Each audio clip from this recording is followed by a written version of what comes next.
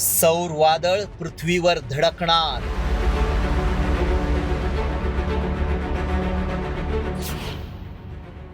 सूर्यावरील स्फोटानंतर नासाचा इशारा.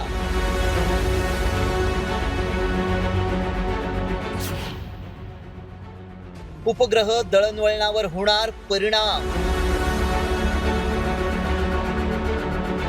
सूर्याच्या पृष्ठभागावरील एका स्फोटामुळे निर्माण झालेलं एक G3 जिओमॅग्नेटिक म्हणजेच एक शक्तिशाली चुंबकीय वादळ पृथ्वीच्या दिशेनं सरकतंय.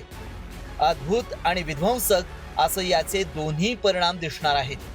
भारताच्या उत्तरेकडील प्रदेशांमध्ये नॉर्दर्न लाईट्स म्हणजेच अद्भुत प्रकाश दिसण्याची शक्यता आहे.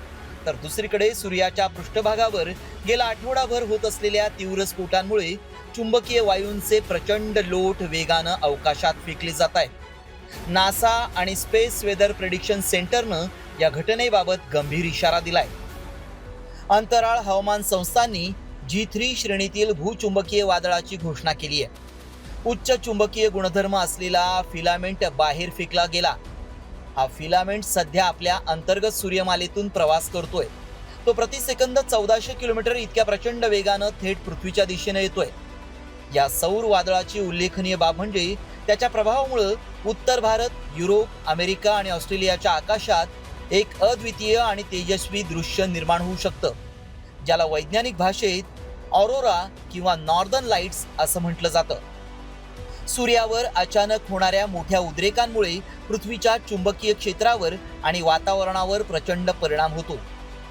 यामुळे पृथ्वीवरील दळणवळण यंत्रणा, उपग्रह आणि वीज पुरवठा करणाऱ्या ग्रिड्स विस्कळीत होऊ शकतात. सूर्याच्या पृष्ठभागावर 6 जूनला सकाळी हा स्फोट झालाय.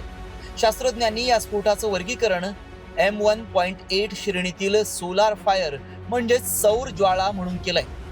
अमेरिकेची अंतराळ संस्था नासा आपल्या हेलिओफिजिक्स विभागांतर्गत अंतराळातील हवामानाचा सखोल अभ्यास करतेय.